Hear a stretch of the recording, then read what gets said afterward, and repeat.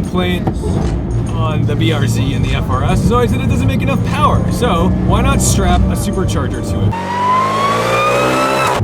Now, I definitely prefer the supercharger builds over the turbo builds because it doesn't diminish the character of the engine. The turbos, you're waiting for spool, blah, blah, blah. And yeah, you might make some more power, but I feel like the character is totally destroyed. This shifter is super tight, super short. I'm gonna put just a list in the description of what's done to this car because it's probably way too long to actually discuss. But Dylan, why don't you tell us a little bit about what you've done to this car, at least the highlights. Sure, so obviously, you know, the biggest highlight is the supercharger. It's a twin screw supercharger running, honestly, a pulley smaller than it really should be. And other than, you know, intake and exhaust and basic stuff like that, the engine is otherwise stock. Otherwise, I don't know, pretty basic suspension mods, coilover, and everything you need to get it back in alignment. And that's really about it. That was a cop. So you said the car has different maps, all controlled by this guy, the cruise control setting. Yep. Is it possible to change the maps on the fly? Yeah, absolutely. So you can change them whenever. The tune on this car allows you to completely adjust the launch RPM from the cruise control stock. So you can actually go ahead and just dial in exactly what you want. It sounds kind of sad though. It sounds so sad. Oh my God. All right, so right now we're in the base map. Yep, so now you're in 4. So right now, so that's party mode. We'll go down to 3. Sure. Right. I think 3 is the same as 4, except it's got extra traction control. Okay.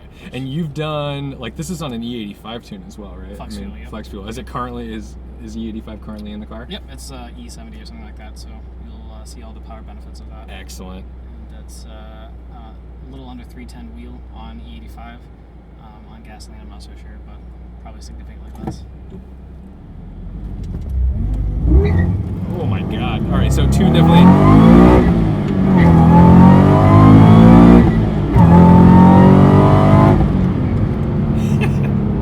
It's definitely a little weird on throttle, the initial bite, yeah. Like that first bit. Yeah. Oh my goodness, this feels good. And you know, I travel a lot, so whenever I go somewhere, I unplug the battery, and it takes a while for it to learn that throttle response. So as you drive it, it's probably going to get a little better here.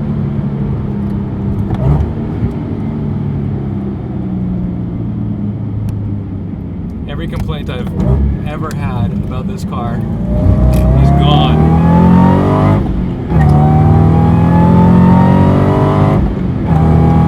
I just love the sound of it. It sounds really good. Chris of the Topher and also Winding Road Magazine, you absolutely need to supercharge your BRZ. Stop messing around with all your little mods, doing your exhaust, blah, blah, blah. This is torque.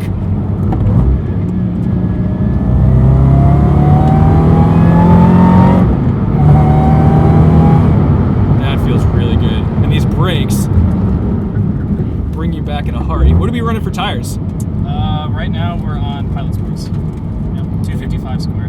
255 square, and this car weighs what?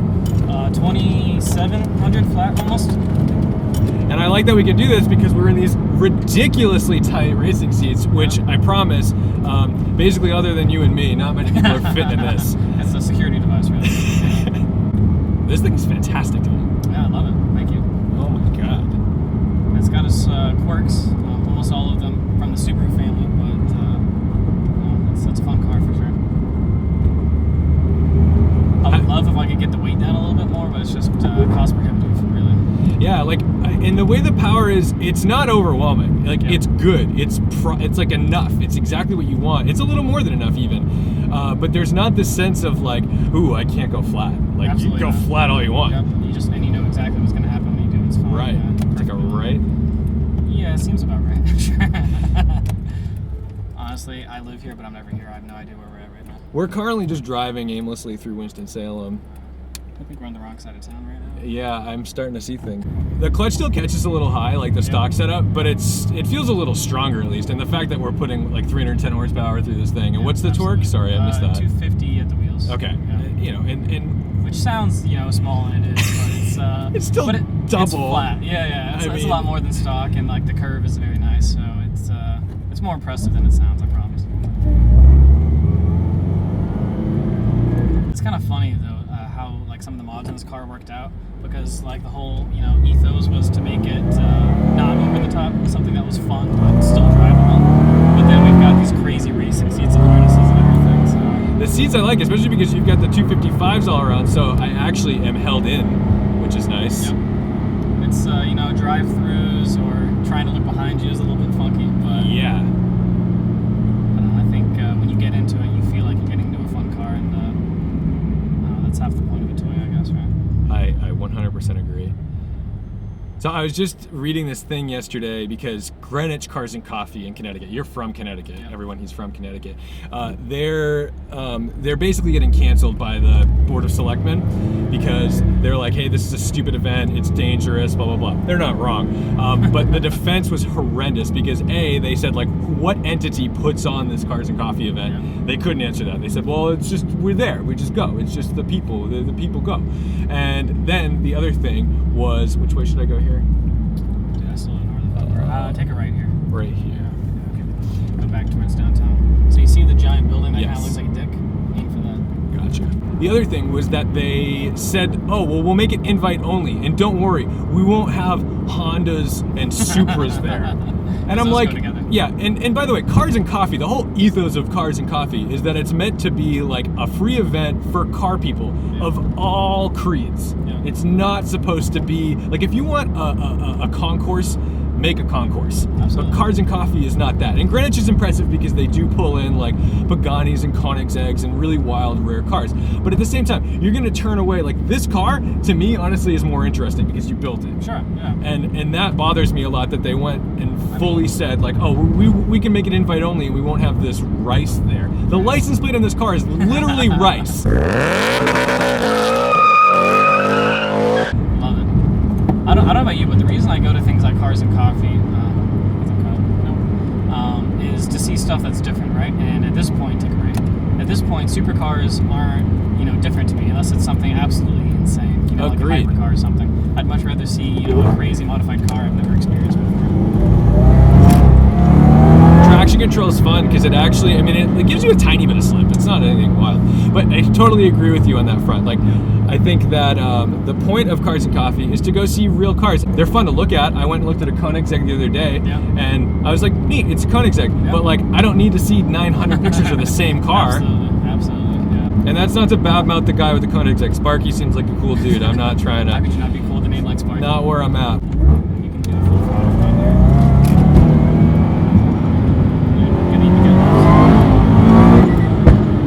Nice pop.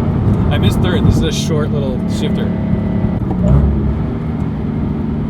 All right, we're gonna go 4,500 RPM third gear pull. Why am I hitting this fucking blind?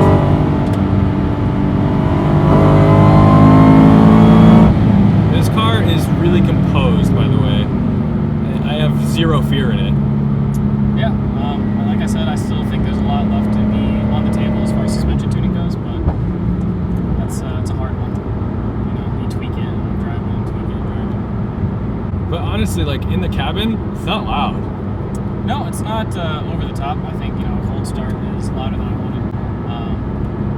I really wanted this car to be, like not under the radar, like a sleeper, obviously, it looks like a sports car, but I didn't want it to be obnoxious.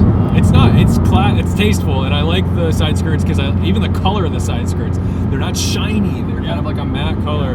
The car, it just has everything that I would want. Like I see too many people, especially in the BRZ FRS community. Yeah. They're just like put a rocket bunny kit on it, make it wide, do this, do that, and it's like they haven't done anything to the car, and it's kind of lame. Spacers, Yeah, it's not my deal. It's funny. So like, obviously I've got the Subaru front end on here, right? And all of the body kits, the side skirts, whatever, those are all STI pieces. But I think the reason they sold the black body kit on it is the initial D look, that Panda style, man, it really doesn't. Even the headlights look really good. They've got like that tint to it, right? There's something like. Yep, they're aftermarket headlights. Yeah, they look fantastic. Black housing. It's funny because they look really good, but the light output is crap on it. Absolutely terrible. So as soon as we get back, a bunch of other stuff's going on. I'm sending those out to a guy in Canada to get them retrofitted. Gotcha. All that good stuff. You said the 6 to 5 is the synchro issue. So we gotta. Yep. So I actually used the synchro from 4th and then put it in 5th. Oh, okay. But at this speed, you might not even have any issues. And I just wanted to make sure because my 3.4, I felt that crunch twice, a little bit. It's just the transmission. Okay. Just push through it. Just push through it, it'll be fine. The transmission's gonna come out anyways. It's a matter of time. I'll tell you, 4th gear pull in an FRS is not something you can do in a car that's not supercharged. How much power can these engines like realistically take without going full like? You know, that's like the question of the century, right? Everybody has their own opinion, and obviously, you know, your method of forced induction is going to change that a lot. I think the most common number you'll hear from people on a turbo is that 350 wheel is about the safe zone, and that's really about the limit of the transmission, anyways. Honestly. Okay. So even if you do go past that, like, you know, you're going to have drivetrain issues. But I don't know, because like I'm at 310 wheel here, but obviously I'm putting more stress on it because I'm running the same boost that turbo guys do to achieve more power. So I'm sure I'm probably pushing the limits of this engine right now, which is kind of unfortunate considering it's not like an over-the-top power number. Right. But I mean, I don't know. Like, I think stock engine, 200 horsepower, same internals, you can run almost 400. That's not bad. I mean, it feels strong, and it's like I said, it's the kind of power where it's like if there was an STI version of this car, like this is a little above what I would expect from that. You know what I mean? Yeah, like I love that they come out with an STI version and it's still the same power. It's such a bummer. But you're right, there is an STI version, but it's bullshit. It's not really an STI. It's got a little wing on it. I mean, it does have a little wing on it. I don't know. They get the nice dampers and brakes, making all those on the normal BRZ too. So yeah, the car doesn't beat you up too much though. It's genuinely comfortable. It's full soft, so I'm sure you can feel some of that body roll. But a little bit, but actually, like I kind of like it that way. I have so much mechanical grip with the tires, and I said this last week. Like I don't really want really stiff, obnoxious cars. Yep. I kind of like it's a street car. Absolutely. If we were on track and I'm diving into it and waiting to make transitions, sure, maybe we'll talk about stiffening up. Yeah. But you need to be able to drive this on actual roads, and it sucks to drive cars that aren't fun to drive for 20 minutes. Right. You know, I've driven cars where you get in and 20 minutes later you're beaten up and bruised and it's not fun anymore, and you're like, well, what's the point? This car, I feel like I could spend a couple hours in. Yeah. Honestly, like I'm less concerned about the suspension on this highway, and just these seats are just so rigid. Yeah, but even then, to spread out. I mean, yeah. I mean, I think a couple of hours is probably the limit of comfort in the seats. But they have lumbar. It sucks when you have true. And race stock seats have no lumbar support, so I don't think you made it any worse. I drove the Focus ST from Tampa to Boston in those awful Recaros, and my back was like, I needed a chiropractor when I was done. These are more comfortable. It's part of the experience, though. It's true. If you're not beaten up, you didn't do it right. That's right. Thank you so much for watching, liking, commenting, and subscribing. Don't forget to respect the drive, and we'll see you in the next one. It wasn't happy with that one. We're gonna try that one more time. Not bad. 10 golden grams, no biz. Feel the fucking pop up. Feel the